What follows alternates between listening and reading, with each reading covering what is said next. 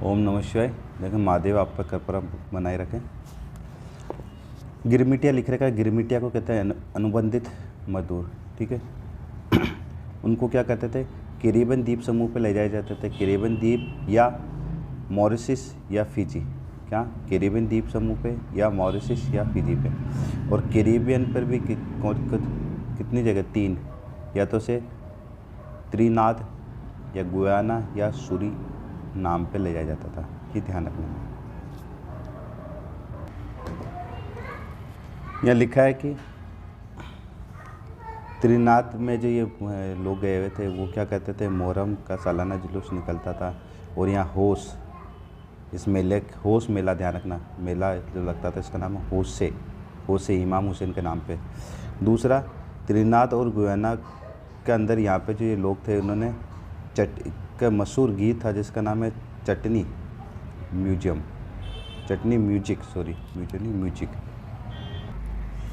फिर याद रखना कि ये वी ए सत्यपाल नोबेल पुरस्कार विजेता चंद्रपोल रामनरेश सरवन ये भी है। और ये जो गिरमिटिया को 1931 में क्या कर दिया? समाप्त कर दिया गया। यहाँ से सवाल इम्पोर्टेंट रहता है कि 1800 के आसपास में, 18वीं शताब्दी के आसपास में निर्यात में, मतलब जो बेचने में सूती कपड़े का प्रतिशत कितना था? 30 था। ध्यान रखना, 1800 के आसपास जो सूती कपड़ा निर्यात होता था वो कितना होता था? 30%। 1815 है ना, ये घट के 15 रह गया है ना। 15 में कितना रह गया? 15। और कहता 1870 के अंदर ये घट कर ना मात्र 3% रह गया। ठीक। और निर्यात में उल्टा हुआ था। 1812 से लेकर 71, वही करीब 50 साल के बीच कपड़े का निर्यात 5 से बढ़कर 35 हो गया। 7 गुना बढ़ गया। 7 गुना है ना, 7 गुना बन गया। 5 से लेकर कितना हो गया? 35 हो गया। आगे लिखा है 1820 में चीन को बड़ी मात्रा में अफीम निर्यात करता था। कौन? ब्रिटेन। और वो सारा कहाँ? भारत से कराता था। इसलिए भारत में अफीम की खेती को बहुत ज़्यादा क्या करते हैं? बढ़ावा दे दिया। कहा जाए कि 1820 के अंदर सबसे ज़्यादा भारत जो ब्रिटिश लोग थे सबसे ज़्यादा कौन सी खेती को बढ़ावा दिया? तो नहीं, अफीम की खेती। देखो ये लिखा है भारतीय निर्यात में अफीम का बहुत ज़्यादा हिस्सा रहता था। ब्रिटिश सरकार भारत में अफीम की खेती करवाती थी और चीन को निर्यात कर देती थी। ये थोड़ी याद रखना है। अच्छा, देर लिख रखा है कि भारत से ब्रिटेन और शेष विश्व को भेजे जाने वाले, ये लिखा है 19वीं शताब्दी में भारतीय बाजार में ब्रिटिश उद्योगों के उत्पाद में बाढ़ सी आ गई। और ये लिखा है भारत से ब्रिटेन और शेष विश्व को भेजे जाने में एक तो खाद्यान्न और कच्चे माल के निर्यात में बहुत ज़्यादा इजाफा हुआ था। आ जाए 19वीं शताब्दी के अंदर, क्या 19वीं शताब्दी के अंदर भारतीय बाज़ारों में, ठीक है, भारतीय बाज़ारों से ये लिख सकते हो भारत से 19वीं शताब्दी में भारत से भेजे जाने वाली क्या चीज़ ज़्यादा थी? तो ध्यान रखना, खाद्यान्न और कच्चे माल का निर्यात में काफ़ी ज़्यादा इजाफा हुआ और ब्रिटेन को ज़्यादा फ़ायदा हुआ, जिसे कहते थे व्यापार अधिशेष। एक को लिख रखा है कि ब्रिटिश व्यापार जो अधिशेष हासिल होता था उसे तथाकथित होम चार्जेज, मतलब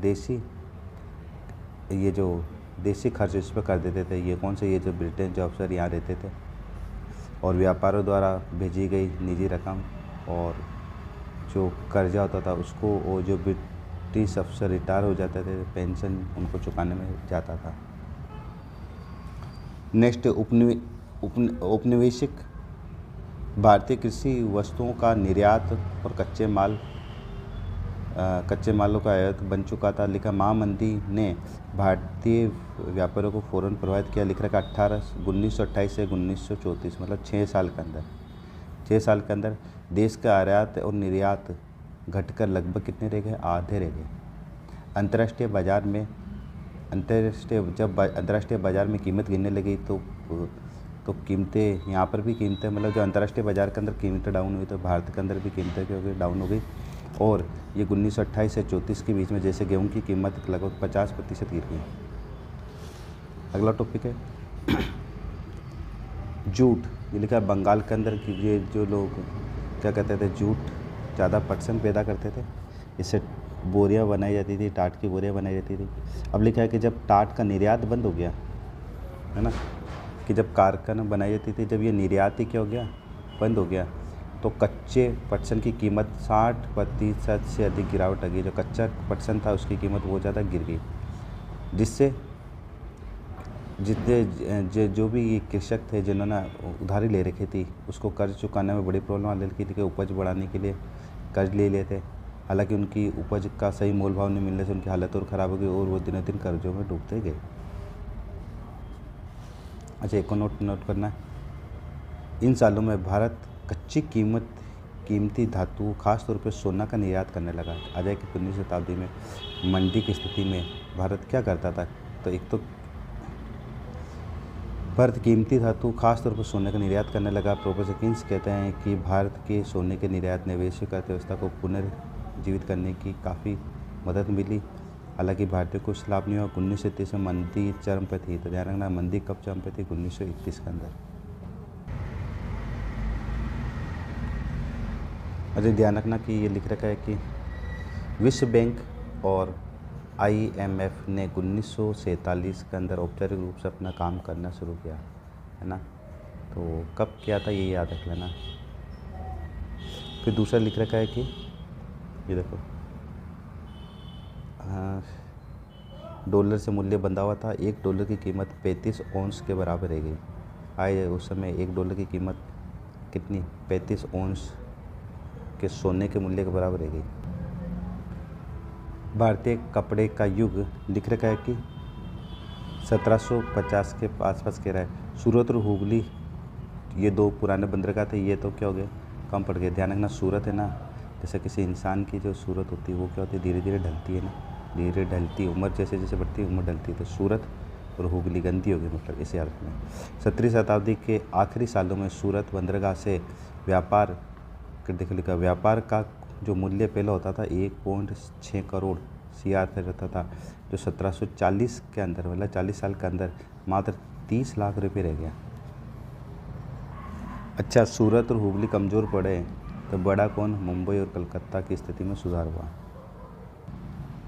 एक ध्यान रखना, गुमास्ता क्या होता था। गुमास्ता लिख रखा है कि कंपनी ने कपड़ा व्यापारियों में सक्रिय व्यापारी और दलाल को ख़त्म करने और बुनकरों पर ज़्यादा प्रत्यक्ष नियंत्रण रखने की स्थापित करने की कोशिश की। कंपनी ने बुनकरों पर निगरानी रखने, उनसे माल इकट्ठा करने और कपड़ों की जांच करने हेतु एक वेतनभोगी कर्मचारी नियुक्त कर दिए। ये वेतनभोगी लेते थे, इन्हें कहते थे गुमास्ता।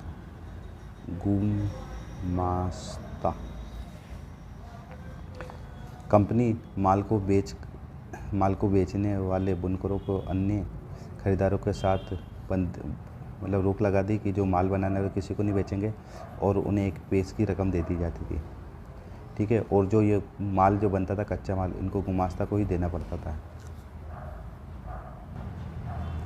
देखो एक कोटेशन दे रखी है कि 1772 की बात कर रहा है कि एक अंग्रेज़ अधिकारी था जिसका नाम है हेनरी पूतलो। इसने कहा था कि भारतीय कपड़ों की मांग कभी भी कम नहीं हो सकती, क्योंकि कह रहा है कि दुनिया के किसी भी देश में इतना अच्छा माल नहीं है जितना भारत में है। लेकिन फिर भी देखो ये लिख रखा है कि 1811 से 12, मतलब 1812 की कह सकते हैं, सूती माल का कुल निर्यात 33% था। ध्यान रखना, है ना, सूती माल का हिस्सा कुल निर्यात में कितना था, 33। आई जाए कि 1811-12 के अंदर जो भी निर्यात होता था उसका में सूती का कितना हिस्सा था, ध्यान रखना 3। ऐसे ध्यान रखना, सूत का कपड़ा एक जैसे रहता है ना धागा, तो ये भी एक जैसे 3। लेकिन 1850 के आसपास ये मात्र 1-3 हट गया, 3% ही रह गया। अच्छा, एक और नोट कर लें, 1850 के बाद आते आते सूती आयात में वृद्धि, आयात 31% हो चुका था, जो 70 तक 50%, आयात बढ़ गया, मतलब है ना, जो 31 से कितना बढ़ गया, 70 के अंदर 50 बढ़ गया, ये कह सकते हो। कैसे देखो, ये से याद रखो, 50 में कितना था, 31, तो 70 में कितना हो गया, इन साल के बीच में कितना अंतर है, 20 का, तो 20 इसमें जोड़ दो, 31 में 50। मुंबई में पहली कपड़ा मिल 1854 में लगी, ठीक है, और देश की पहले जूट की जो मिल लगी थी वो 1855 में, ठीक है। लिखा, उत्तर भारत में एलिगन मिल 1860 के दशक में कानपुर में लगी थी। आ जाएगी एलगन कब लगी थी? एलिगन, है ना, एलिगन। देखो गन नाम आ रहा है ना, गन गन कहाँ लगाते हैं? कोई भी लगोर कान के पास ही लगाता है ना, हैंड्स अप माल दे दो। तो एलिगन कहाँ लगी थी? कानपुर में। लिख रखा है कि भारतीय उद्योगपति धागे की बजाय कपड़े बनाने लगे। 1900 से लेकर 1912 भारत में सूती कपड़े का उत्पादन लगभग कितना हो गया? दुगना हो गया। आ जाएगी 1900 से लेकर 1912 के जो भारतीय सूती कपड़े का उत्पादन कितना हो गया? डबल हो गया। ये थोड़ा सा याद रखना। अगला है कि लघु उद्योगों की बहुत याद है, मतलब छोटे उद्योग बहुत ज़्यादा थे। लिखा है कि 1911 के अंदर 67% बंगाल और मुंबई में थे, है ना, ये ध्यान रखना। और लिख रखा है कि पंजीकृत जो संख्या है, ये लिख रहा है 1911 में 5% और 1931 के अंदर 3%। ये पंजीकृत मजदूरों की संख्या थी, ये बताना चाह रहा है। लिख रहा है 1900 से लेकर 1940 के आसपास ये 3 गुना हो गया। हाथ से बनने वाला कपड़ा है ना, वो 3 गुना हो गया। ये आ रहा है कि ब्याही कन्या रस सुंदरी बेंदी ने मतलब छुप के पढ़ाई करी और उन्होंने अमर जीवन नामक आत्मकथा लिखी थी। अमर जीवन नामक आत्मकथा आ जाए तो कौन था? रस सुंदर बेदी ने 1876 में ये प्रकाशित हुई थी। बंगला भाषा के अंदर है। इक्को लिख रखा है यहाँ पे, देखो ये लिख रखा है 1880 के दशक में एक तो ताराबाई शिंदे और पंडित रामाराव ने ऊंची जातियों की नारियों की हालत के बारे में जोश और रोश से लिखा। तो आई जाएगी किसके? ताराबाई शिंदे ने और पंडित रमाबाई ने।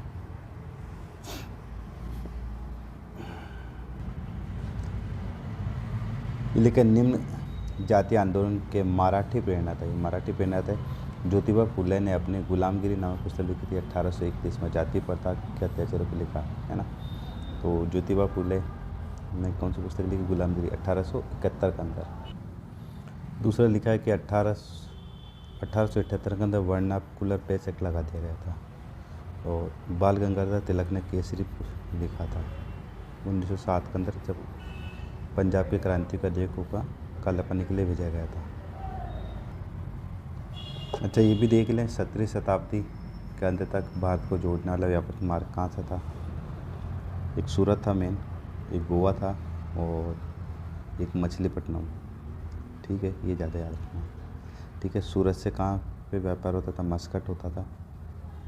ठीक है, सूरत से सीधा कहाँ? माचा, यहाँ पर भी होता था। फिर गोवा, देखो गोवा से यहाँ ये दे रखा है कि गोवा से जाता था मम्बासा, और सूरत से ये यूँ हिंद महासागर को घूमकर यहाँ मछलीपट्टनम में भी व्यापार होता था।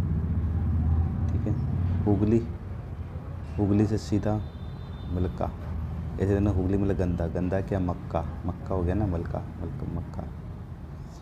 ठीक है, ये थोड़े याद रखना है। और मलक्का से कहाँ जाता था? कैंटन। ठीक है, और ये स्थलीय मार्ग है।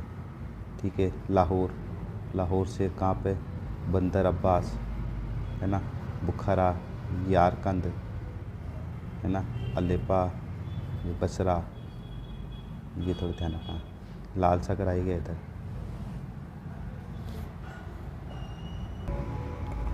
एसओ के आंदोलन के बारे में गांधी जी अपने हिंदी स्वराज पुस्तक 1909 में एसओ ही क्यों, इसके बारे में लिखा है।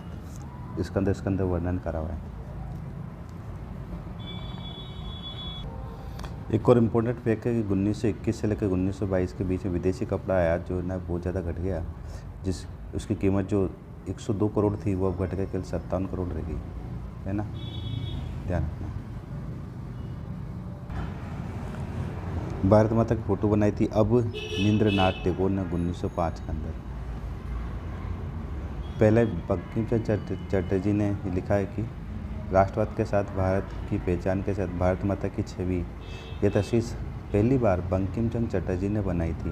ठीक है, ये थोड़ा याद रखना। 1970 के दशक में उन्होंने मातृभूमि की स्तुति में वंदे मातरम गीत भी लिखा था, जिसने जो ये आनंद मठ में लिखा गया है। और ये लिखा है, स्वदेशी आंदोलन की प्रेरणा से अभिनंदन टैगोर ने भारत माता की छवि के विख्यात छवि को चित्रित किया।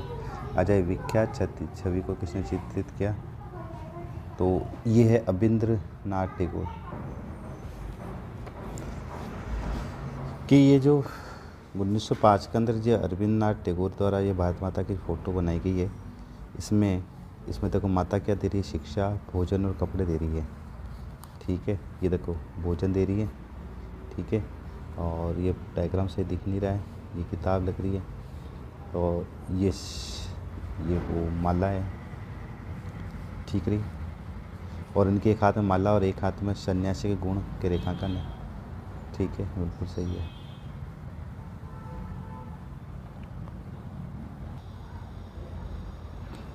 ये देखो माला है, अनाज दे रही है, शिक्षा है ना, शिक्षा दे रही है, भोजन दे रही है, कपड़े दे रही है। एक हाथ में माला है और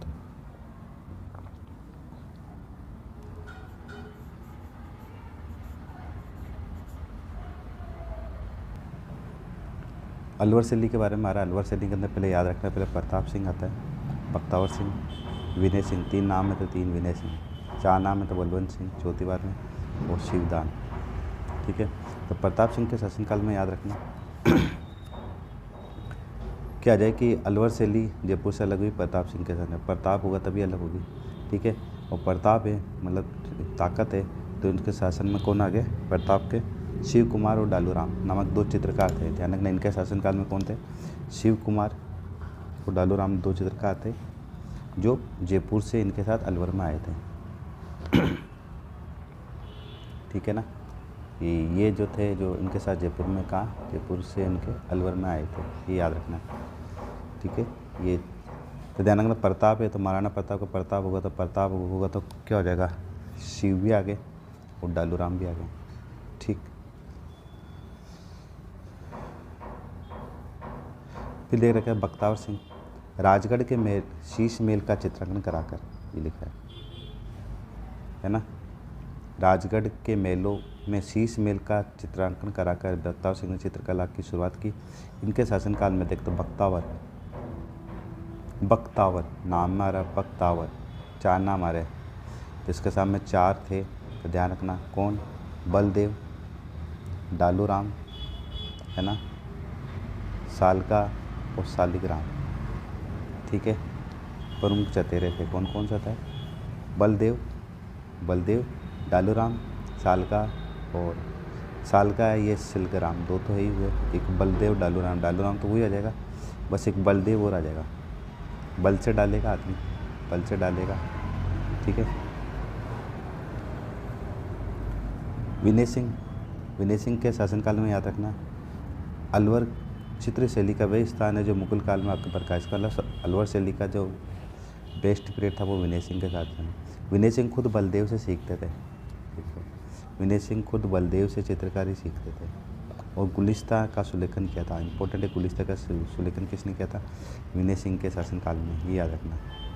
और उस समय इसको तैयार करने में 1 लाख रुपये व्यय हुए थे, और इसका बलदेव और इनके चित्र जो है बलदेव और गुलाम अली ने बनाए थे।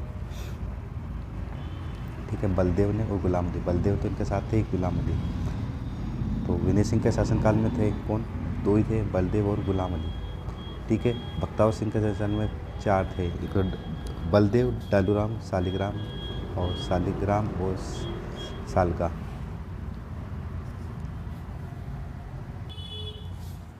अब यहाँ पे ये उपक्षेत्र दे रखे हैं कि चंबल का, माहिका वगैरह का इनका। तो चंबल सबसे पहला कहाँ पर आ जाएगी? इस जगह ये चंबल का उपक्षेत्र है। माही नदी नीचे आ जाएगी नंबर 2। ठीक है, फिर लूणी का पूछा तो लूणी यहाँ पर आ जाएगी 3। फिर पूछा साबरमती, वो बनास। ध्यान रखना, पहले साबरमती आएगी फिर बनास, बड़ा नाम फिर छोटा नाम, साबरमती बनास। आंतरिक प्रवाह का क्षेत्र इसको बोला है इसने। 7वां गंगा यमुना दोआब वाला क्षेत्र, ये शायद इसने यहाँ पर बताना चाह रहा है, ये 7।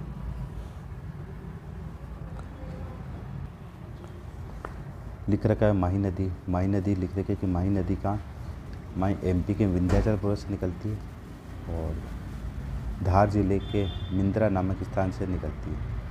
पर्वत श्रेणी के धार जिले के मिंद्रा नामक स्थान से निकलती है, खंबात की खाड़ी में पानी गिराती है, अपना ध्यान रखना। वहीं कहाँ गिराती है? खंबात में। ये डूंगरपुर बांसवाड़ा के मध्य सीमा रेखा बनाती है ये वाली, ठीक है। और देखा सोम जाखम नदियों के संगम पर बाणेश्वर मेला भरता है, ये इंपॉर्टेंट भी है। सोम ये रहा और जाखम ये रहा, ठीक है, सोम और जाखम, ठीक है, मेला भरता है बांसवाड़ा नदी पे, बांसवाड़ा के पास माही बजा सागर बांध है। अच्छा, इसकी सहायक नदी कौन है? माही की सोम, जाखम और अम्बा, ध्यान रखना, ये इसकी सहायक नदी है। ये अरब सागर में बहने वाली नदी, एक तो पश्चिमी बनासागी, ठीक है,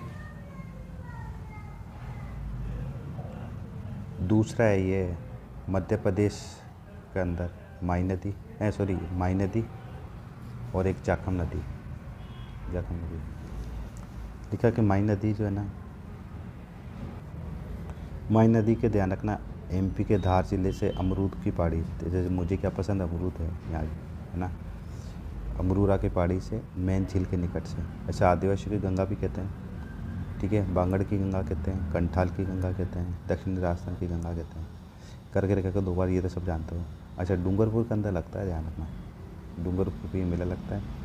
कुल लंबाई 5, 7, 6, 5, 7, 6, हाँ ठीक है, राजस्थान में 1, 7, 1 है, ठीक है। जैसे ये थी ना, क्या थी, 5, 7, 6, तब आप 7 तो रखो इधर 1 कर दो। अच्छा, कच्छ के रेंज में पानी कौन ले जा रहा है? तो ये पश्चिम बनास नदी कच्छ के रेंज में पानी को ले जा रही है। और देखो लूनी नदी आ गई अरब सागर के अंदर, ठीक है, जोजड़ी नदी, ये याद रखना है, लूनी, जोजड़ी, साबरमती, ठीक है, साबरमती ये नदी इधर जा रही है। अच्छा, लूनी नदी कहाँ ले जाती है? कच्छ के रेंज में, जैसे लूण कच्छल किसका हो जाता है? लूण का हो जाता है, ऐसे याद रख लो। और ये जो थी साबरमती, है ना, साबरमती ये कहाँ ले जाती है? खंबात की खाड़ी के अंदर। साबरमती अपना पानी को कहाँ ले जाती है? खंबात की खाड़ी के अंदर ले जाती है। लूनी के बारे में बात रखना कि लूनी की टोटल लंबाई है 495 और रास्ते में 350 किलोमीटर, ये है। अच्छा, कालिदास ने सरस्वती का है, ये पश्चिम की सबसे बड़ी लंबी है, पश्चिमी राज्य, मरुगंगा भी के नाम से भी जाना जाता है, ठीक है, जालोर में इसे रेल के नाम से जाना जाता है।